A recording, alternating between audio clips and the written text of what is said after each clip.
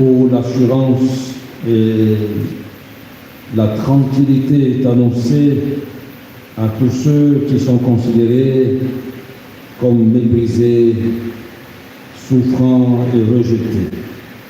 Bref, les tout petits. Les humbles, eux aussi, bénéficieront de la présence et de la proximité du Seigneur. Ils ne seront pas que des souffrants, des humiliés, des écrasés. Ils seront la prunelle de Dieu, les privilégiés du Seigneur. En effet, quand nous parcourons la Bible, nous découvrons que le Seigneur a toujours eu égard de ceux qui se rabaissent, de ceux qui se font petits. David était le plus jeune des enfants de la lignée, et le Père a présenté tous ses enfants si vigoureux, et c'est le petit David qui a été choisi pour devenir roi d'Israël.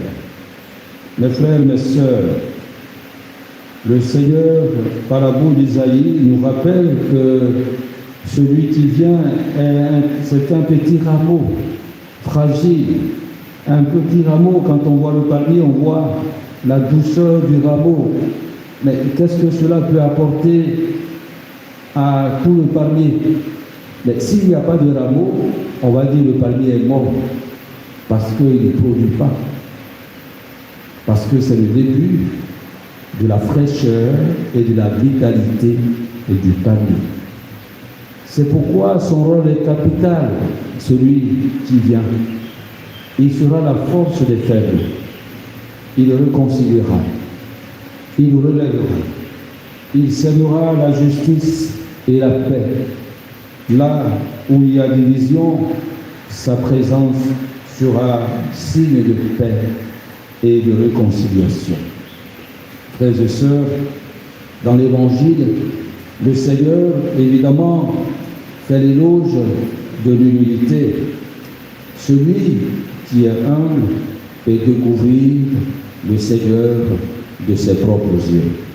Mais comment alors? Par la parole.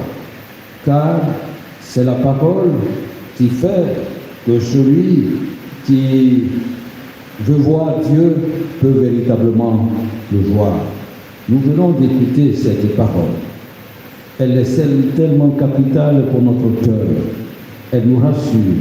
Dans nos différents milieux de vie, nous avons des difficultés, mais quand la parole de Dieu est sémée dans notre cœur, elle est présence de Dieu, elle est force, elle est lumière et elle nous rassure.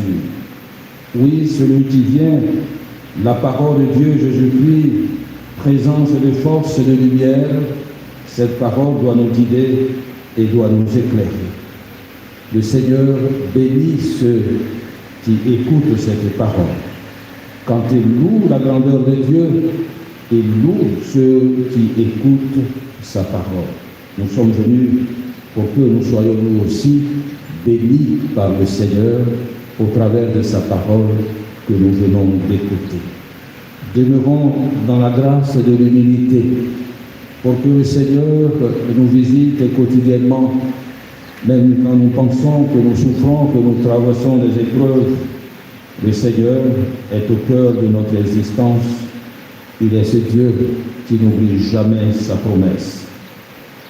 Restons fermes dans la foi, en lisant et en écoutant la parole de Dieu. Heureux les yeux qui voient ce que vous voyez, car je vous le déclare, beaucoup de prophètes et de rois ont voulu voir ce que vous-même vous voyez et ne l'ont pas vu, entendre ce que vous attendez et ne l'ont pas entendu. Or vous avez entendu que Jésus-Christ vient pour vous porter et pour vous annoncer la tranquillité, la paix du cœur, la sérénité. Persévérons dans cette voie, gardons la foi. Jésus-Christ ne nous trahira jamais. Sa parole sera le confort maintenant et pour les siècles et siècles.